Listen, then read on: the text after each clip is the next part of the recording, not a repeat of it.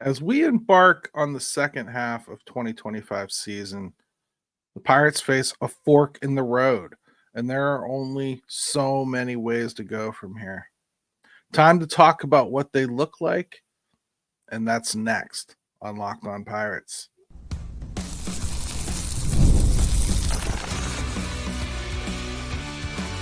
You are Locked On Pirates, your daily Pittsburgh Pirates podcast, part of the Locked On Podcast Network, your team every day. Today's episode is brought to you by FanDuel. Right now, new customers can get $150 in bonus bets when your first $5 bet wins. Welcome to Locked On Pirates. I'm Gary Morgan. Today, we're diving into the Pittsburgh Pirates 2025 second half and the critical decisions they face moving forward. This team is at a pivotal moment. Fans, players, and even ownership are feeling the pressure. We're going to explore three possible paths the Pirates could take and what each one means for the future of the franchise. I want to start by laying out what I see as the three paths, and they'll be our three segments today. The first one is do nothing. The second is a full rebuild, okay? And the third is an aggressive rebuild on the fly or a retool, okay? The do nothing path, to me, is the most dangerous. It's passive, it's uninspiring, it ignores the frustration that's boiling over. It's like pulling over at a service station and hoping the car fixes itself. We've seen this movie before, and it does not end well. I do want to really explain what I mean by do nothing. It's what I think Ben Cherington would probably choose if he was given the opportunity. If there was no pressure on him, if he had no threat to lose his job, if the fan base wasn't getting restless, if people weren't freaking out about how much time they have left with Paul Skeens, just left to his own devices, I feel like Ben Cherington would probably think his plan got a little bit off kilter, but it's not as bad as people are making it out to be. And if I just keep doing what I'm doing, eventually all of these dominoes are going to fall in the right order and everything's going to look better. I could honestly see him thinking that way. Think it out yourself for a little bit. Like, just be patient and don't do anything, right? Look at the team, let it build. A couple years from now, you'll have Connor Griffin up here, maybe Termar, you'll have a couple other hitters, maybe Nick York's found a spot. You hope Brian Reynolds gets better. You hope O'Neal Cruz gets better. You hope the pitching continues to develop the way it is. And you've gotten a decent bullpen out of doing that. Sure, you can go out and bring in your veteran guys in the offseason like you usually do. That's all fine and good. You can go into it with the exact same belief in the team that you went into this year with, and you can think that everybody's going to grow together and you can think that it's going to get better. If you did that for 3-4 years, I truly mean to tell you, they have enough guys locked up and enough guys coming, and they'll probably get a little better. You will probably get guys like Horwitz playing better, and Davis is playing better, and Nick Gonzalez is probably matured a little bit more. And I think you probably look at the other side of things too. Like, maybe is Brian Hayes as good as he's ever going to get, or is he starting to maybe come down the other side of the mountain a little bit, and we're going to see a little bit of degradation from him on the glove side of things? All in all, you have to factor all that in if you're going to take a do nothing approach, right? Again, this is very unlikely. I don't think Bob Nutting has the will to try to force you to watch the exact same thing without some kind of major swing at making change. I think this is probably ruled out by him and the fact that they're probably going to fire Ben Cherington. There will be no status quo, I don't believe. Okay. And I think you can have the status quo while moving all of these rentals and not thinking twice about it. You can come back and think you're going to do this method, the method that I like to kind of put akin to putting a pot on the back burner and leaving it go, I think eventually you'd get to a point where the team would improve. It would take a long time. I don't think you ever get to the top of the mountain. I do think you probably eventually get to a competitive team, but I think if you do and you manage to get it done while you have Paul Skeens, you're probably looking at maxing out at a good year with him where you're actually a competitive team. That's probably best case scenario for this method, is that you get to a point where you win for a season, maybe two with Paul Skeens. And I think it would be win in the loosest form of the word. It would be win as far as like making sure you're over 500, really being in a true competition for the wild card. I don't think this method gets you the division. I don't think this method threatens the wild card as far as like an inevitability. I really don't. In fact, I don't think that it's even the smartest way to go about evolving naturally. I would think that you'd want to be able to have more flexibility to move on for some players and bring in some new talents and try to shake things up. This team this year, it's got a frustrated room, it's got a frustrated owner, it's got a frustrated fan base, and it's got an impotent general manager. I don't see any way that you can move forward with the status quo and just pretend that it's going to be okay. I mean, that's the lay of the land. That's the three options, and this is the first one we're knocking out, the do nothing method. When we talk in the next segment, we're going to talk about what a full rebuild really looks like, what it really means. You didn't even get to see this when Ben Cherington first got here, because technically he stopped short. He kept Mitch Keller. He kept Brian Reynolds. In order to see a true, full, blow it up nuclear option rebuild, everything's got to go. I just think there's a lot of things that people are calling for that I don't necessarily think they understand what they're asking for. I do think all three of the methods the Pirates have in front of them that I outlined here at the beginning of the show could ultimately get this team into a position where they win something. But I think some of them are much more appealing than others. I don't think this fan base or this owner is going to stand for no change. I just don't think that you can go through a season like we've gone through here so far and accept no change. I don't think anybody involved would happily accept no change. Even the players in the room have to look around and understand that this unit as constructed isn't just going to grow together into some juggernaut. They've got to do something. And I think that's kind of apparent to everyone. And I would roll this method out simply because I think if they were going to go that route, we wouldn't have heard as many calls for change from ownership that we've gotten. I don't think there would be so much urgency or pressure on anybody involved if that was a method they were going to employ.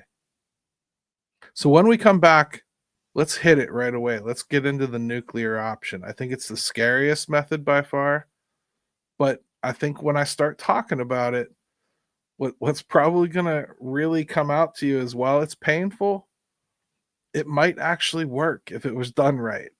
And that's the other side of it. It's never been done right here. Never. It has never truly been done right here.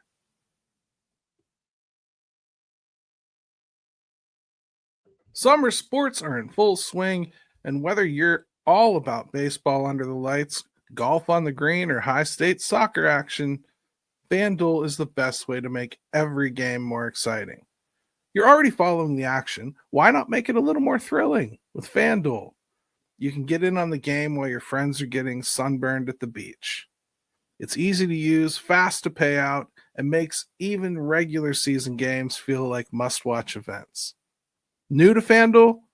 New customers can bet just $5 and get $150 in bonus bets if your first bet wins. Open the FanDuel app today or visit fanduel.com to get started.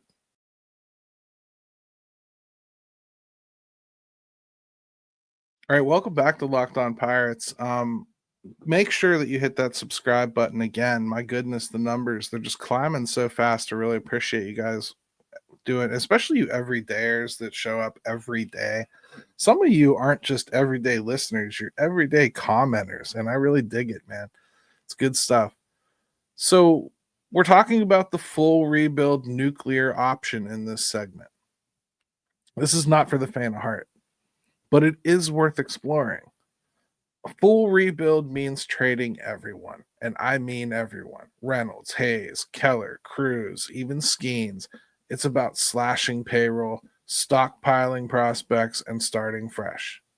Think like the Miami Marlins right now. Ugly, but potentially effective in a couple years if a lot of what you've brought in turns out. This team has a strong pitching foundation. That's a huge plus, but the offense is lagging and the system is tilted heavily towards pitching. A full rebuild would hurt, but it could set the team up for longer-term success.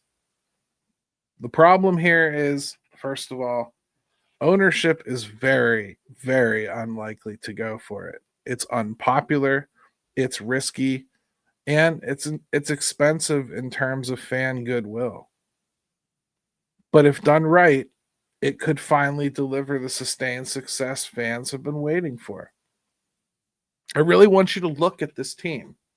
Honestly, look at what's on this team right now. Look at what's coming. Think about what you could do with this pitching staff. Trade off everybody that matters here. You would be talking about Bailey Falter, Andrew Heaney, Mitch Keller, Paul Skeens. They'd probably all go.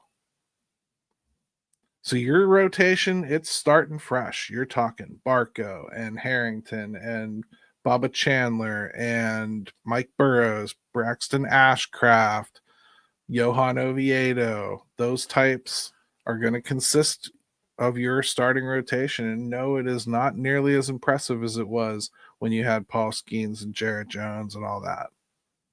You still have Jarrett Jones. He would be coming back from injury at some point. So technically there's that. You could go this route. And you could still go out and get yourself a lefty veteran like you seem to every year. Maybe you have to even go out and get a righty veteran. Whatever. But the reason that I say that it's never been done right here, it's kind of a lot like the people that are like proponents of socialism, okay? The story is always, well, yeah, all those stories about socialism failing around the world, well, the reason is because they didn't actually implement it correctly. If you implemented it correctly, boy, it'll work great. Well, I think that's kind of where you get with these rebuilds in baseball.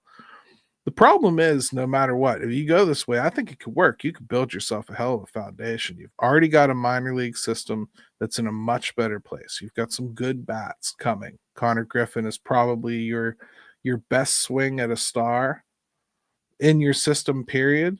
Maybe your pitching staff, Bubba Chandler, one of those, will probably slot in as a star as well. You probably have enough pitching to get through and at least take a good swing at having a starting rotation. A lot of growing pains for sure, but you could do it. Offensively, it's going to suck. It's going to suck for a minute. You're going to probably have to go out and do some things. One of the things you could do right that they've never done is you could go out and sign guys, real guys, for 2-3 years. And you can trade them later on if you feel like it, but you can make this process a little more fun for fans on the way to something decent. That's a step this team has never tried to do. They've certainly tried this full teardown before, but they've never taken it to the part where they would actually make it entertaining on the way to those prospects building into something. So that's one way they could make it a little bit different. But that takes investment, and investment doesn't come easily from this group. So I don't think the fans would tolerate it. I think you'd lose a lot of fans. I think you'd have a lot of guys leave, and even if they come back when it does get good, if it gets good, you're probably going to have, Randy Quaid from Major League 2 type fans who just sit there being angry most of the time. Or kind of hate themselves for loving the team. I think a lot of us kind of feel that way already, right? So a full rebuild is not an attractive option. It's not what you want to do. But I think you're lying to yourself if you don't see that there's some kind of a reasonable path to success there. This is not the same as when Ben Charrington did it in 2020. First of all, he had nothing in his minor league system except O'Neill Cruz and Cabrian Hayes that were anywhere close. They had a couple pitchers that we were hoping would turn out into something like in JT Brubaker and, a couple other guys like that, but nothing that we were 100% sure would. The starting rotation certainly wasn't going to come out of that group internally. They definitely had to make moves in order to enhance it. And what he was selling off, Starling Marte, Josh Bell types, sorry, they just didn't rise to the level of what's going to actually bring you in filler, and you were bringing it into a relatively empty system. Well, that won't be the case for the next GM. So if the next GM were to get permission from Bob Nutting to take this approach, which he won't, I don't think, I would think that it would be a easier sell. I don't think you'd be trying to sell a competitive team 5 years down the road. I think you'd be trying to sell a competitive team within the next couple years because you do have a good base of prospects. And if you traded that list of players that I just listed off there and you did it shrewdly, which probably means it has to be done by another GM, but if you did it well, you're probably returning so much talent into the prospect ranks that they're kind of bubbling to the surface. And I think that creates an environment of competition. It's all new blood, and you kind of start over. You've burned down the forest, and now it's going to grow back stronger, right? That's the very altruistic way to look at something like this. In reality, it's bad baseball for a while with the hope of good baseball to come. And you hope that the good baseball comes soon enough that you don't poison the water for all of the things you're trying to grow on the way. It's not something that's easily done. It's not something that's even easily said. But it is something that would be on the table here if you didn't have, I think, the environment that they've built here of frustration. See, we don't get payoff in this market for these rebuilds. All right. If it was a cycle that we had, a repeatable cycle, let's say for the past 40 years, instead of what we've seen where it's lose, try this, it doesn't work, start over and try it again, it doesn't work, start over and try it again. Oh, it worked once. And then back to the cycle. That's what we've seen here in Pittsburgh. But if you were getting like every 5 years, a good 3-year run at the playoffs and contention and maybe even flirting with the division, you're certainly getting more playoff opportunities. And this system of burning it down and building it back up over and over again was working, meaning you're actually getting opportunities. Fans would probably begrudgingly embrace it. Yeah, we'd wish that it didn't have to be that way. Yeah, we'd still envy the teams that don't have to deal with all that stuff. Yeah, the league's still broken. It shouldn't be this way. But at least you'd have some payoff that you're able to look at something like this, like a rebuild, a total rebuild, and go, okay, it's going to suck. I got to go in my closet and burn all my jerseys again. But 3-4 years from now, I'm going to be back in it.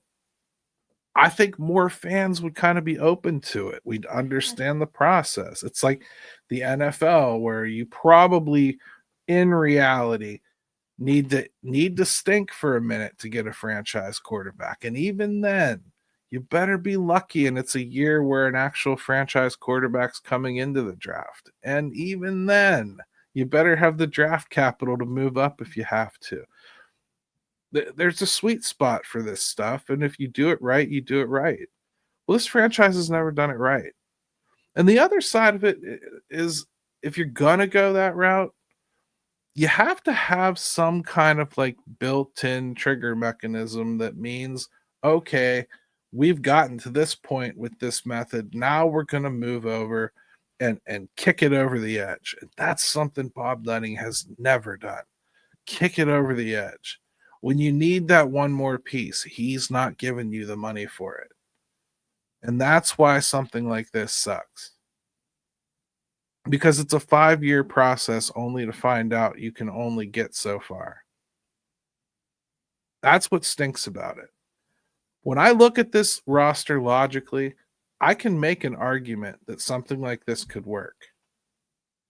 When I look at the actual environment that I'm asking it to work in, meaning frustrated fans, pissed off owner, irritated players, times are running short on keeping certain players. I just can't see it happening.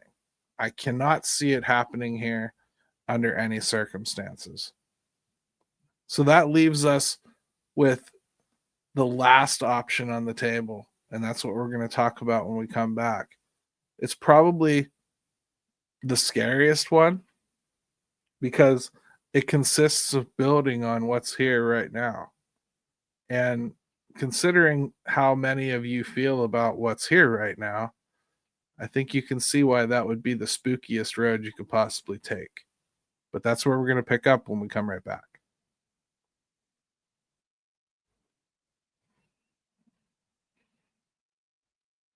All right, welcome back to Locked On Pirates. Let's wrap up with the most realistic path forward, and that is the aggressive retool on the fly. It's not a full teardown, but it's not standing still either. This path means trading rental players, spending modestly to fill key holes, and focusing on winning in 2026. It requires a new GM, a better offensive philosophy, and a balanced roster. Cherington's legacy here, it's mixed. It really is. Great pitching development. But he also comes with a stifling offensive system. The team needs to be more aggressive, both in trades and spending. And ownership has to open the wallet, even just a little bit. I think this is something that can be done without trading any of the big guys. Like, I don't think you have to trade Keller to move this thing forward. I don't think you have to trade anybody else like that. But I do think that you have to understand what you do have to sell, and it's pitching depth. And I think you're going to have to kind of open up your eyes to what's really valuable on the market out there. If you want major league players to come back to this team that have term, I think you're going to have to open up your mind to something like moving on from and like, provided you don't want to move on from Mitch Keller, which I understand. But you're going to have to open your mind up to something like, hey, we don't have anything more valuable than Bubba Chandler right now. And if I'm keeping Mitch Keller, I think I'm keeping Mitch Keller because I know what he is. And I'm keeping that as something that I think is more valuable than Bubba Chandler, who I don't know what he is. Right? I'm not saying we should trade Bubba Chandler. I think that would be like a last resort. You'd try real hard to hold on to him. But if you want major league talent to come back to this team, to fill the very real holes you have, this is the only way to make the rebuild they tried to execute actually work. You built a unit that is very tilted towards pitching. They've got a lot of it. They do not have a lot of hitting. And when that happens, you have to take the commodity that you grew way too much of and you have to move it in order to balance the scales a little bit. It's what we've been talking about for most of this season. Is how frustrated we are that they haven't already taken this approach, but that's what you need. You need bats. You need silly things to happen. You need teams to want to move on from players because they need pitching. You need partners for it. You need dancing partners, smart ones. They need a smart GM to pull this off. And more than anything, they need a new GM, if only to change the offensive philosophy. Because I have to be honest with you, of all the things in the Ben Cherington system, the offensive system is the one that makes the least sense. Because you can blame the scouts if you like, but you have to go out of your way to screw up as bad as they have if this is all about identifying talent. If this is all about poorly identifying talent, then I just think that you can't even get that unlucky. You would have stumbled upon a guy or two here and there. And they haven't. That talks to me directly about this team's philosophy at the plate and what I think it does. I think it saps aggressiveness from everybody. It takes an average player like Connor Joe and probably makes him a little bit more consistently average. You get what I mean? And it takes a player capable of greatness like O'Neal Cruz, and it takes away what makes them great, which is swinging the bat and being aggressive and hitting the baseball. You know, the walks are cool. I'm happy he gets a few, but damn, that's like the last thing I want him to do. You know what I mean? That's not what I want O'Neal Cruz to be producing. I want O'Neal Cruz to be swinging the bat. And this philosophy as a whole, I think it's taught most of their offensive players to be much less aggressive, to be patient to a fault, to never push the action. Those sorts of things have got to change. And to me, I don't think any of that changes with this GM. I just don't. So that has to go. Don Kelly could be a stabilizing force for this team. With the right moves, this team could be competitive again. It could be competitive as early as next year if they do things right. But how the rest of this season plays out, a lot of it's going to come down to how well Don Kelly manages to try to support the walls around him while the house is crumbling. Because they are going to be taking pieces away from him and giving him younger, much less experienced pieces in replacement. And he's got to find a way to onboard them, and he's got to find a way to keep what remains of the room happy and get them rowing in the same direction and move them towards a common goal. I think Don Kelly is probably more likely to be back next year than anybody else that is anywhere close to the executive team.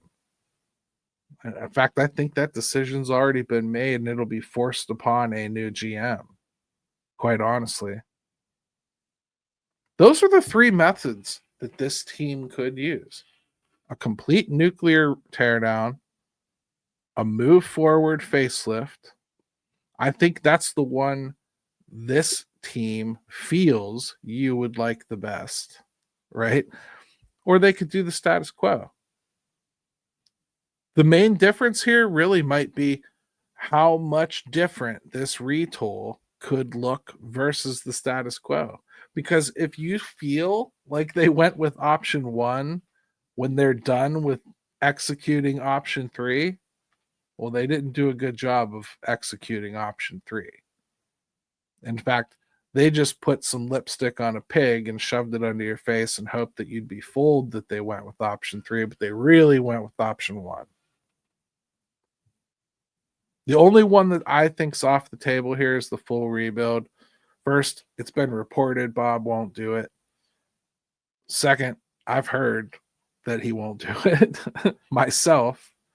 And third, I just don't think they trust Ben Cherington to make any kind of earth-shattering moves. That's why I really think as we approach this deadline, focus a lot more on the rentals, because I think that's actually what he's going to be allowed to move, and kind of pull yourself back on a lot of these far-fetched thoughts that they're going to be moving Mitch Keller and Brian Reynolds and O'Neill Cruz. I just don't see that happening. I don't think that's where this owner's head is right now. And I don't think that he's going to allow it to be where a future GM's head is either. I simply don't think he'd hire somebody that wanted to go that route. In many ways, he's been sold the same bill of goods for years too, that this could be done. And at the end of the day, they always end up coming back to him with their hand out. So he should learn the lesson that, hey, this really does take more money. But instead, I think he just takes it, well, hey, there's another GM that told me he could do the job and can't do it. Let's try again. I ultimately think that's what we'll end up with. But I think that the team will look like they're trying to get better next year. They're going to go with option 3, if you ask me. A retool on the fly. I can see that maxing out at one of those big pieces going, not named Paul Skeens. That's it. And that's max. Aside from that, it should be prospects going out for major league players. That's what this team should be looking to do. That's the commodity. That's the paycheck they have to work with. Ugh. Start a series here against the Chicago White Sox, which I won't go so far as to say the Pirates should win, but it's a nice way to come out of the break, isn't it? That's something, a team that the Pirates should take advantage of. Let's see if they can. Let's see if they can start changing the narrative and making things a little bit more positive here. Because the next couple of weeks are going to be very eventful. This team has a lot of players to move, and we are going to be breaking a lot of news here as we talk about those deals. Okay? But have your expectations in the right place. You're dealing rentals. You're not going to get juggernauts back. Even if you package them together, sometimes you're just asking a team to take on more problems. Okay? That's all I got for you. Have a great weekend, everybody. Let's go Bucks.